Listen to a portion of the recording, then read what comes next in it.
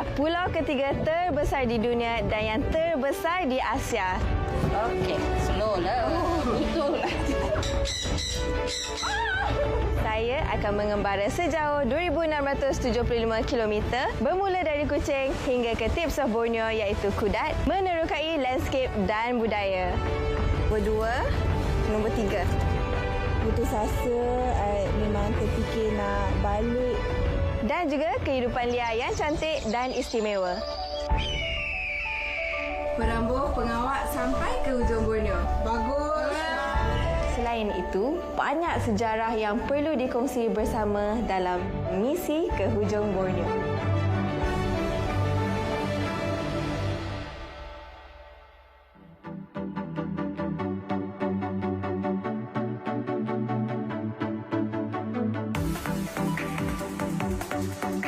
Sandakan merupakan salah sebuah bandaraya utama di Sabah dan ia juga merupakan bandar kedua terbesar di negeri ini. Kedudukan Sandakan yang terletak di Teluk Sandakan menjadikan ia sebuah pelabuhan yang baik. Selain ia juga terletak di sebelah pantai timur di Kepulauan Borneo. Destinasi pertama di Sandakan ini adalah ke tempat penginapan iaitu di Nature Lodge Sepilok.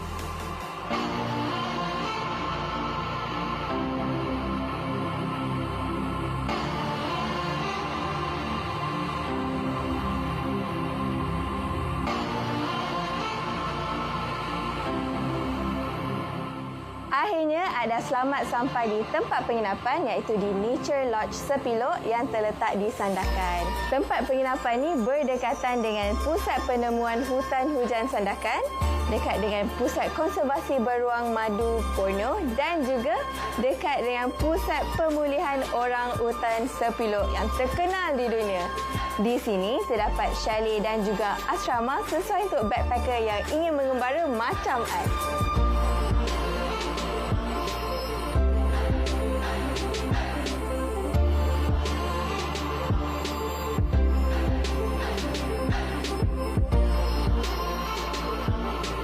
Makanan menarik yang Ad ingin cuba di Sandakan adalah di restoran Nasi Manuk yang terletak di Bandar Sandakan. Hidangan menarik yang Ad nak cuba ini namanya adalah ikan baulu sambal mangga. Wah, ini pertama kali Ad dengar nama ikan baulu ni.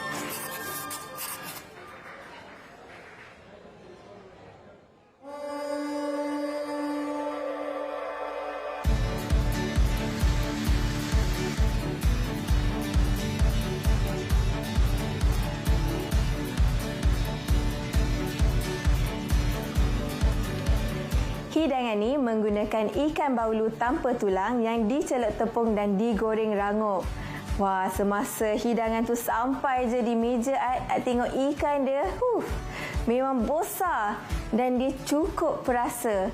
Dia pula dihidangkan sekali dengan nasi panas, tempe, timun, sambal dan juga sup kosong. Daripada namanya saja memang boleh terbayang keunikan dia. Nama ikan baulu ni pun pertama kali Ad dengar. Memang rasa teruja lah nak mencuba hidangan ni. Jadi, Ad cuba dulu ya.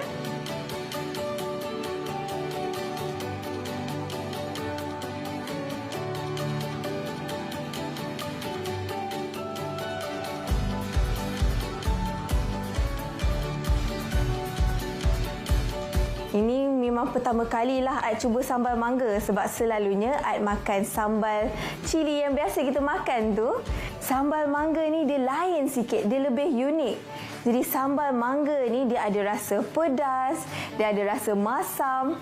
Tetapi bila makan sekali dengan ikan baulu dan nasi panas tadi tu, memang cukup lengkap. Kalau tak nak ia terlalu pedas, bolehlah tambahkan sekali dengan sup. Hidangan ni memang sedap dimakan di waktu tengah hari dan juga waktu malam. Sambal mangga dia ni memang terasa pedas-pedas, masam dan sedikit rasa manis. Memang cukup unik. Jadi, korang di luar sana tu mesti dah terliur tengok Ad makan. Kenalah datang di Bandar Sandakan dan nikmati sendiri hidangan ni.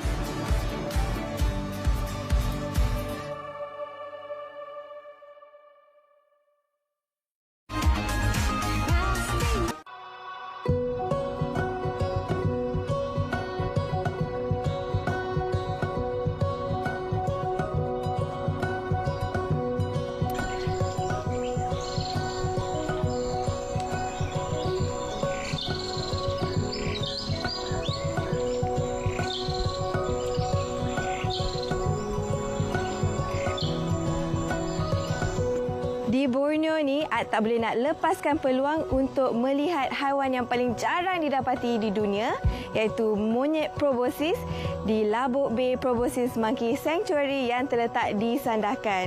Ad berharap sangat Ad dapat melihat sendiri monyet ni di depan mata Ad. Jom.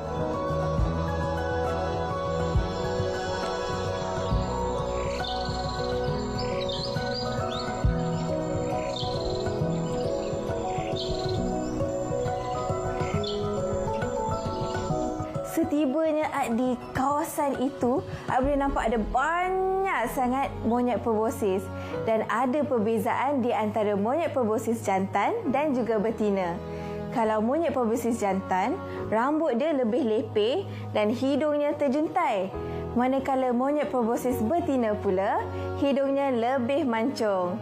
Baru saja lepas memberi makanan kepada monyet proboscis ni, kalau korang nak tahu, ini adalah monyet proboscis jantan dominan. Yang dia makan tu adalah pancake yang tiada gula. Tengok selera nampak dia makan. Kan?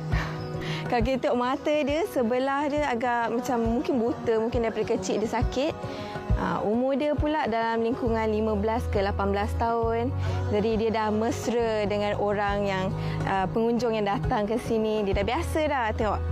Elok je dia makan kat sini. Ada kat belakang pun dia. Okey. Kan? Nak sikit? Boleh? Tak boleh. Dia punya.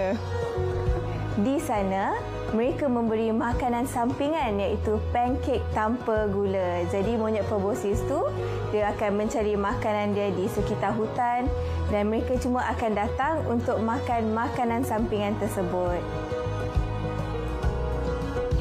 Lama dah kat sini? Lama dah. Nama apa? Sedap nama tu. Sedap nama tu. Ya.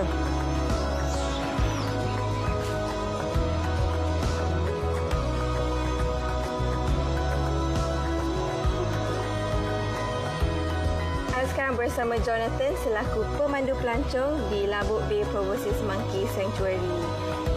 Jonathan. Okey, saya. Saya nak tanya, macam mana sanctuary ni boleh tiba-tiba ada di tengah-tengah ladang kelapa sawit? Okey, sebenarnya sebelum tu Labuk Bay Proboscis Monkey ni dibuka lebih kurang dalam tahun 2000. Ia daripada ilham daripada Brother Lee. Sebenarnya dia nampak proboscis monkey ni di kawasan hutan Paya Bakau ni. Dan lepas tu bila dia nampak banyak, dan dia batalkan niatnya untuk tebang pokok semua ni sebab dia cintakan haiwan, dia suka proboscis monkey. Lagipun dia ambil peluang untuk buka Labuk Bay Proboscis Monkey Sanctuary ni sebab proboscis monkey ni dia spesies yang terancam.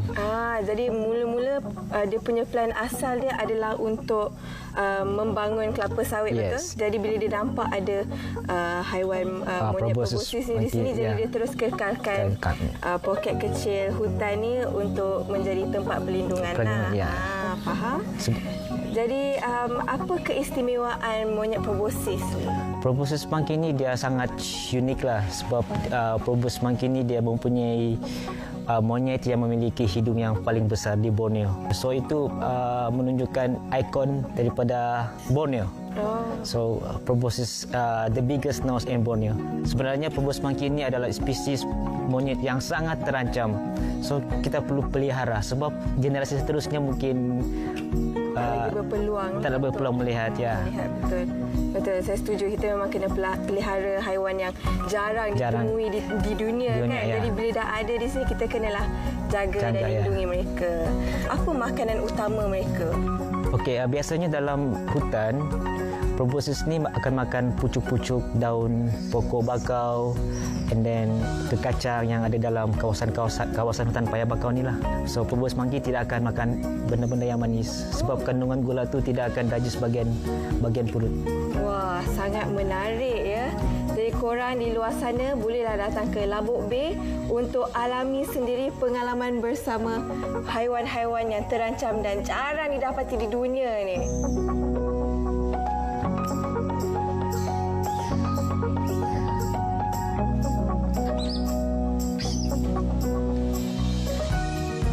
Rasa seronok sangat dapat lihat monyet proboscis ni secara dekat. Jadi kalau korang di luar sana nak datang dan lihat sendiri, bolehlah telah datang sewaktu mereka diberi makan iaitu pada pukul 9.30 pagi dan juga 2.30 petang di Labuk Bay ini.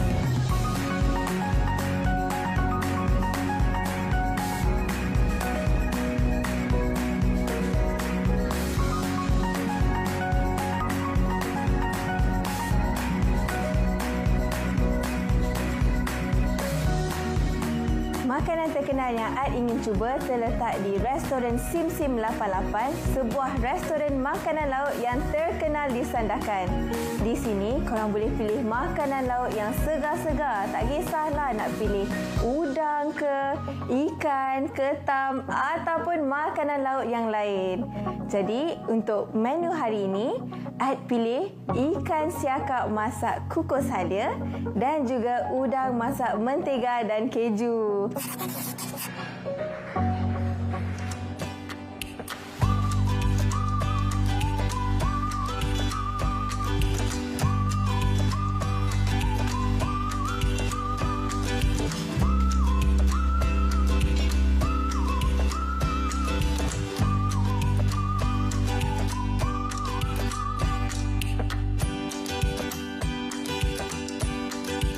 Wah, bila makanan tu tiba saja di meja Ad tengok hidangan dia besar.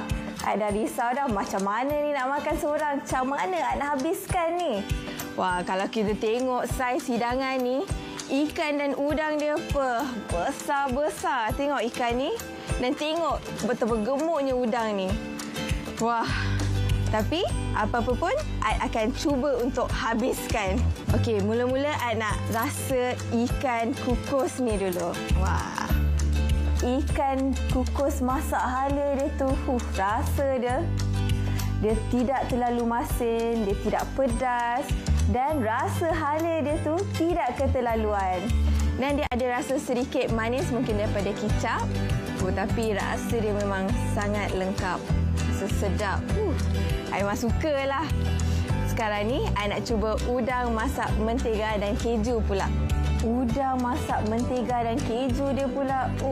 Besar-besar, tebal isi dia. Dan rasa kuah mentega dan keju dia penuh rasa berlemak. Dia ada rasa sedikit manis, tapi bila kita makan dengan nasi, memang cukup lengkap. Wah, sekarang Ad faham kenapa restoran makanan laut ni terkenal di Sandakan. Jadi korang pencinta makanan laut di luar sana, bolehlah datang ke Kampung Sim Sim dan rasakan sendiri makanan laut yang istimewa ni. Okey, Ad nak sambung lagi. Di sini, pengunjung boleh menikmati makanan yang lazat-lazat dan juga menghayati pemandangan yang indah sesuai untuk keluarga besar.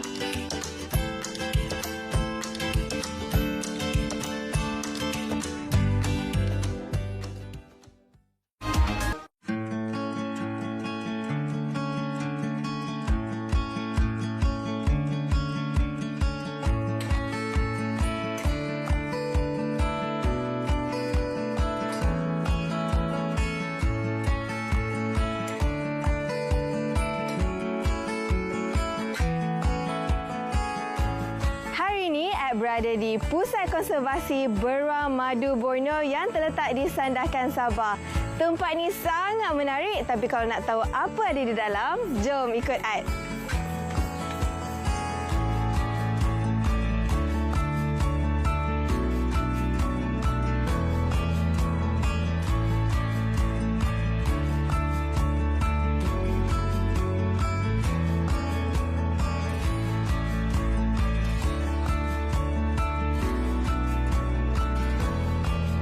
Pusat ini yang dibuka pada tahun 2014 menyelamatkan beruang madu daripada pemburu haram. Jadi di sini, semua beruang madu yang ada di pusat ini jumlahnya adalah 44 beruang madu, di mana 43 beruang madu tersebut adalah beruang yang telah diselamatkan dan 1 beruang madu adalah beruang yang telah lahir di pusat tersebut.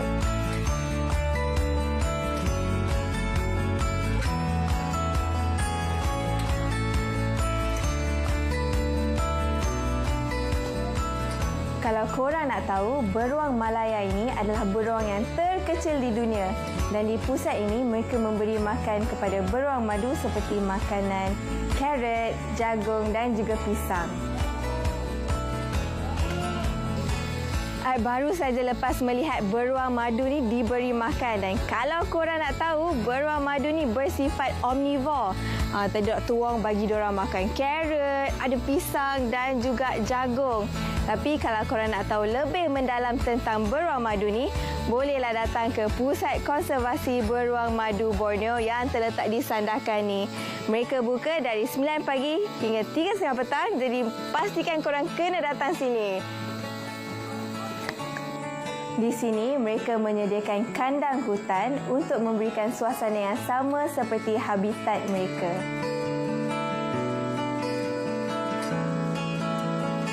Sekarang ni bersama Dr. Wong, iaitu Ketua Pengarah Eksekutif dan juga pengasas kepada Pusat Pemulihan Beruang Madu Borneo yang terletak di Sandakan, Sabah ni.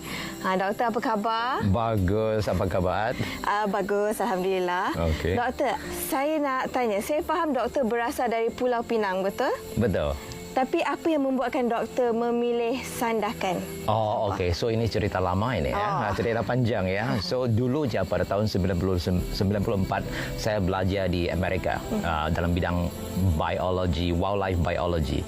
Ya, dan masa itu saya jumpa satu profesor yang tengah cari murid daripada Malaysia untuk buat kajian tentang beruang madu. Saya diberikan peluang untuk datang sini Sabah. Masa itu di Danum Valley untuk buat kajian tentang beruang madu yang liar punya beruang madu di dalam hutan di Danum Valley. Dan apa yang membuatkan doktor berminat untuk membuka pusat pemulihan ni? Saya nampak beruang-beruang yang kena diburu ya oleh pemburu haram, dan paling sekali ialah anak beruang ditangkap selepas pemburu haram memburu mamak mereka dan mereka kurungkan untuk pelihara mereka sebagai binatang peliharaan. Dan semua ini memang melanggar undang-undang kerana beruang madu dilindung oleh undang-undang kita sepenuhnya. Dan maka tanggungjawab saya untuk tolong beruang madu. Nah, tubuhkan pusat ini ialah satu langkah yang pertama. Dan lepas tu kita buat macam aktiviti tentang pendidikan, penyelidikan, permuliharaan dan lepas tu ekoturism. Ada tak beruang yang berjaya lahir di sini yang mana doktor pasangkan ke? Sebab saya faham mereka berasal dari kira anak yatim lah kan? Yeah. Jadi ada tak yang berjaya lahir di sini? Oh, ada juga. Pada tahun ini, bulan Mei, ada satu ekor anak beruang dilahirkan di pusat kita secara surprise. Kita tidak plan, ya. Maka itu, ya, ibunya namanya si Bintang dan bapaknya si Nano, dan mereka tinggal bersama-sama. Selepas mereka dibesarkan bersama-sama, dan lepas tu selepas mereka sudah cukup matang, mereka mengawan tanpa keizinan saya ya.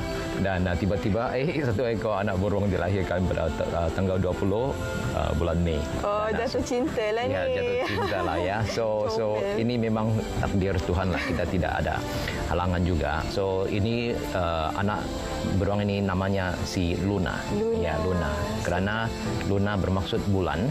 Ya, dan ibunya Bintang, so ada bintang, ada bulan, so komplit lah. Dan Sunday itu beruang matahari, kan? Betul. So sudah ada. Jadi apa nasib beruang yang berada dalam pusat pemulihan ni? So buat setakat ini, dalam 13 tahun yang saya tubuhkan pusat ini, kita sudah selamatkan 65 ekor beruang. Ya, di seluruh Sabah sahaja, 65 ekor. Dan 10 daripada mereka itu kita sudah berjaya melepaskan mereka di dalam hutan. Ya, begitu. So maka kita masih ada jangkaan untuk lepaskan beruang dalam masa depan. Apa visi doktor untuk pusat pemulihan ini dari sudut sektor pelancongan? Oh, okey. So bila saya tubuhkan pusat ini, satu visi ialah untuk membangunkan ekopelancongan.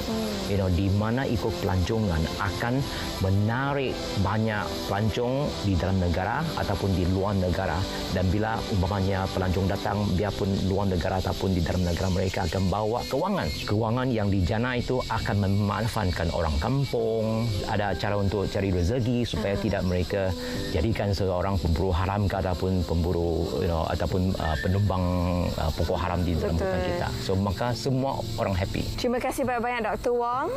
Jadi korang yang di luar sana tu bolehlah datang ke Pusat Konservasi Beruang Madu Borneo yang terletak di Sandakan ni. Korang boleh belajar banyak tentang beruang madu dan di samping itu boleh membantu ekonomi tempatan. Jadi kena datang. Betul tak Dr. Wong? Betul, jom datang.